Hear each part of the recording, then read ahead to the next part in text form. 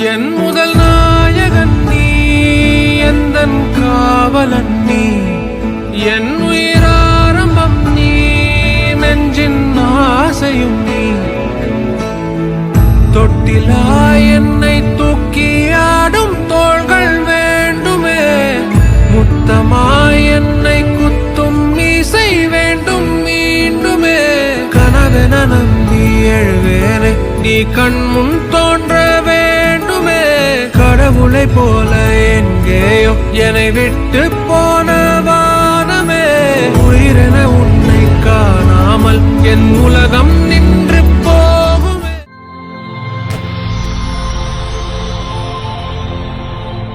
வணக்கம். வணக்கம். உங்களோட பேர்? தர்மலிங்கம். சரி, இன்றைக்கு உங்களோட பிறந்த நாள் உங்களுக்காக யாரோ பரிசெல்லாம் அனுப்பியிருக்காங்க. சரியா? எத்தனாவது பிறந்த நாள் உங்களோட?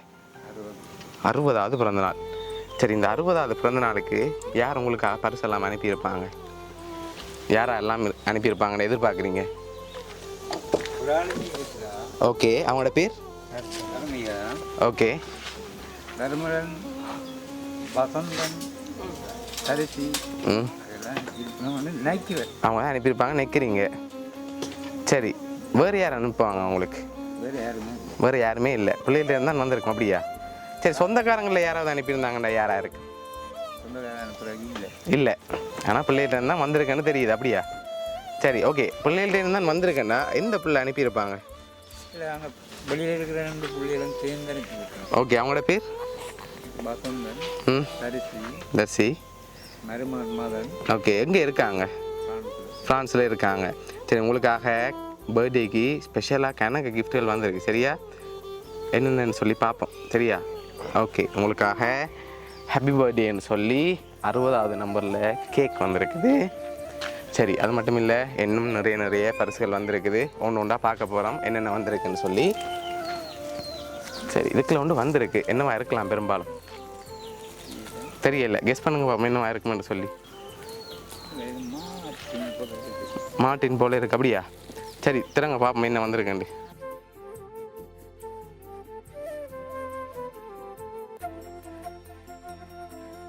சரி, உங்களுக்காக சத்தான மார்டின் வந்திருக்கு. சரியா? ஓகே, உங்களுக்காக கேக் மார்டின் வந்திருக்குது. இன்னும் கிஃப்ட்டுகள் வந்திருக்குது. சரி, உங்களுக்காக இன்னொரு கிஃப்ட் வந்திருக்குது. உங்களுக்காக சேர் வந்திருக்கு. சரியா? நல்லா ரெஸ்ட் எடுக்க சொல்லி வந்திருக்கு. கூட வேலை செய்யக்கூடாது, இந்த வயசில் நல்லா ரெஸ்ட் எடுத்து லைஃப்பை என்ஜாய் பண்ணணும்னு சொல்லி உங்களுக்காக அனுப்பியிருக்காங்க. சரியா?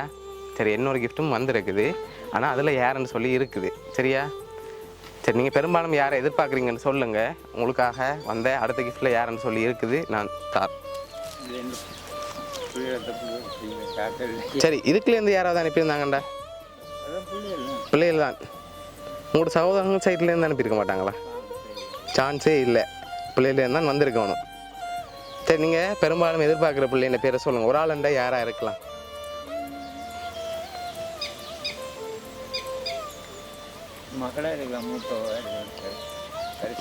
தர்ஷினி, ஃப்ரான்ஸ்லேருந்து. சரி, உங்களுக்காக வந்த இந்த கிஃப்டை பார்த்தா யாருன்னு சொல்லி தெரியும். சரியா? ஓகே, உங்களுக்காக வந்த இந்த கிஃப்ட் இதை ஓப்பன் பண்ணுங்க பார்ப்போம்.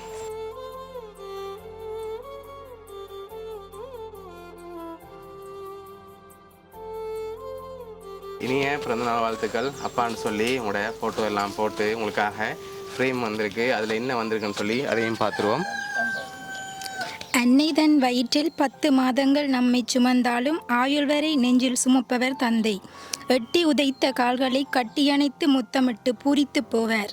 வாழ்க்கை சக்கரத்தில் நாம் வசதியாக வாழ்வதற்காக ஓயாமல் சுழலும் அன்பு சக்கரம்.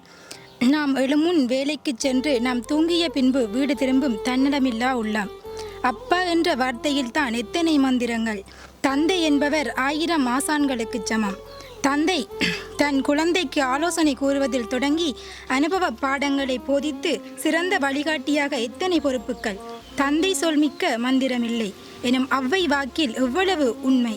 உழைப்பு, சேமிப்பு, தன்னம்பிக்கையில் உற்று தந்தை என்றால் மிகையாகாது. அப்பாவின் கைபிடித்து நடக்கும் அனுபவம் கோடி ரூபாய்க்கு மீடாகாது. தந்தையின் கரம் பிடித்து நடக்கையிலே கவலைகள் அனைத்தும் மறந்து போகும். பிள்ளைகள் துவண்ட போதும் நான் இருக்கின்றேன், எதற்கும் கவலைப்படாதே. எனும் நம்பிக்கையை தோற்றுவித்து தன் பிள்ளையின் நிழலாகவே இருப்பார். தந்தை தனது குழந்தைக்கு பிரச்சனைகளை எதிர்கொண்டு போராடும் எதிர்நீச்சலை கற்றுத் தருகின்றார். எத்தனையோ இன்னல்கள் வந்தாலும் அதை வெளிக்காட்டாமல், துன்பத்தின் சாயல் தம் பிள்ளைகளின் மீது படாமல் அத்தனையும் தம் தோளிலே சுமப்பவர் தந்தை. தந்தை தன் குழந்தை தன்னை விட உயர்ந்த நிலைக்கு செல்ல வேண்டுமென்று தோளில் சுமந்து உலகை காட்டுபவர்.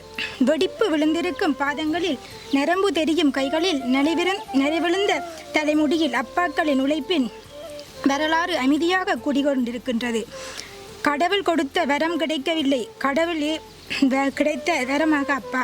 10 திங்கள் தாய்ப்பட்ட வேதனையை தாய்க்கும் பிள்ளைக்குமாய் ஆயுள் வரை தாங்கிடும் ஒரே உயிர். எத்தனை பேர் நான் இருக்கின்றேன் என்று சொன்னாலும் அப்பாவை போல் யாராலும் இருக்கவே முடியாது. ஆராய்ந்து பார்க்கும் வரை யாருக்கும் தெரியாது ஒவ்வொரு தந்தையின் கஷ்டத்தை. இறைவனுக்கும் அப்பாவுக்கும் சிறு வித்தியாசம்தான். இறைவன் நாம் காணாத கடவுள், அப்பா நாம் தினமும் காணும் கடவுள். அழகிய உறவாய், அன்பான துணையாய், உயிர் கொடுக்கும் உயிராய், மழலையின் தோழனாய், குழந்தையின் வழிகாட்டியாய் இருக்கும் ஒரே உறவு அப்பா. அப்பாவின் தோளிலேறி சாமி பார்க்கும்போது தெரியவில்லை சாமியின் தோள் மீது தான் ஏறி இருக்கின்றேன் என்று. அப்பாவை தவிர நமக்கு நல்ல நடத்தையை வாழ்க்கையில் வேறு எந்த ஆசானாலும் கற்பிக்க முடியாது.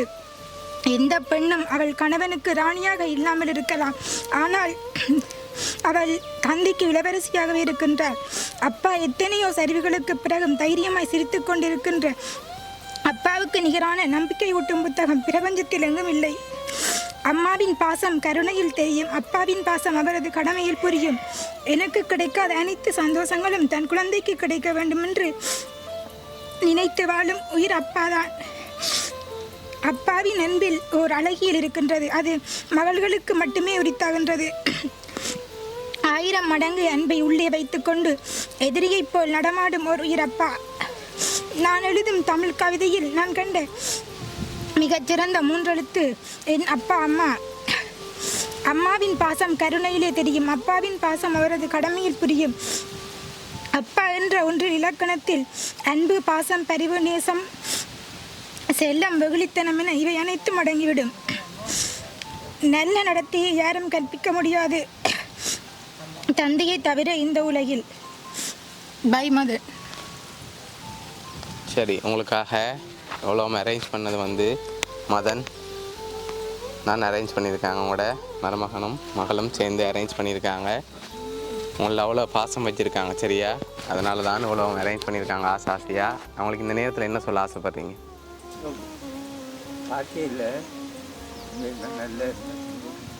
பிடிச்சிருக்காங்க அவங்களோட கிஃப்டெல்லாம்.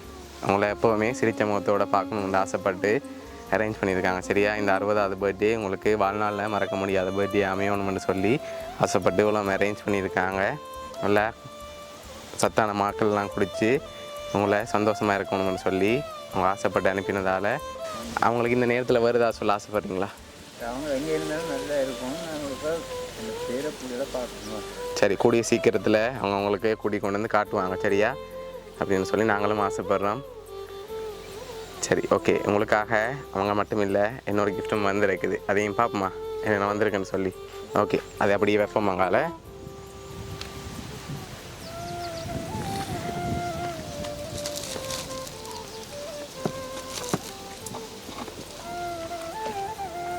சரி, உங்களுக்காக வந்த அடுத்த கிஃப்ட்.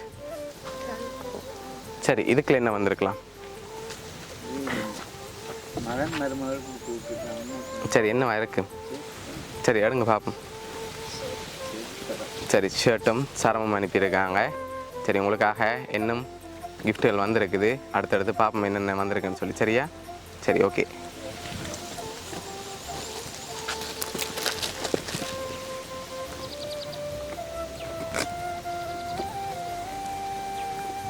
சரி, உங்களுக்காக வந்த அடுத்த கிஃப்ட். சரி, இதுக்குள்ள என்ன வந்திருக்கும்? கெஸ் பண்ணுங்க பாப்பா, என்ன இருக்குமென்னு சொல்லி.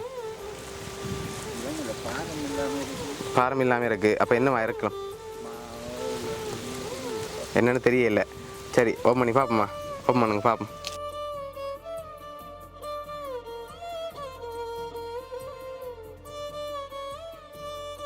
உங்களுக்காக சாண்டில் வந்திருக்கு, சரியா? சரி, உங்களுக்காக வந்த அடுத்த கிஃப்ட்டை பார்ப்போம்.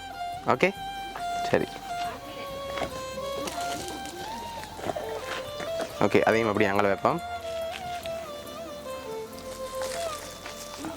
இதுக்குள்ள என்ன வந்திருக்கு? மாத்தான். சரி, அதையும் ஓப்பன் பண்ணுங்க பார்ப்போம்.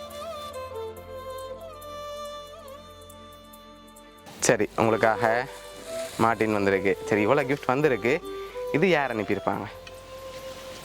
இது மகனும் மருமகளும் தந்திருக்கலாம். அவங்களோட பேர் எப்படி சொல்கிறீங்க? இதை வச்சுக்கொண்டு ஷோரா? இங்கே இருக்கிறவங்களும் செஞ்சுருக்கலாம் தானே? செய்ய மாட்டாங்களா? இங்கே இருக்கிறவங்களும் செஞ்சுருக்கலாமே. இங்கே இருக்க பிள்ளைகளும் யாரும் செஞ்சுருந்தாங்கண்டா. ஓகே, என்ன செஞ்சாங்க அவங்க அவங்களுக்கு? ஓகே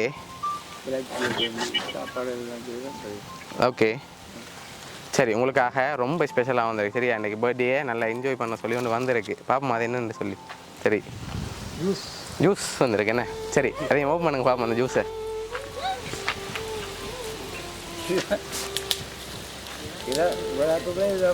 இதான் பிடிக்குமா? அப்போ சரி, அப்போ இன்றைக்கி பர்த்டே நல்லா தான் போகுது என்ன? சரி, உங்களுக்கு பிடிச்சதை பார்த்து அனுப்பியிருக்காங்க என்ன? பிடிச்சதா பிடிக்காது சொல்ல. அது சரிதான்.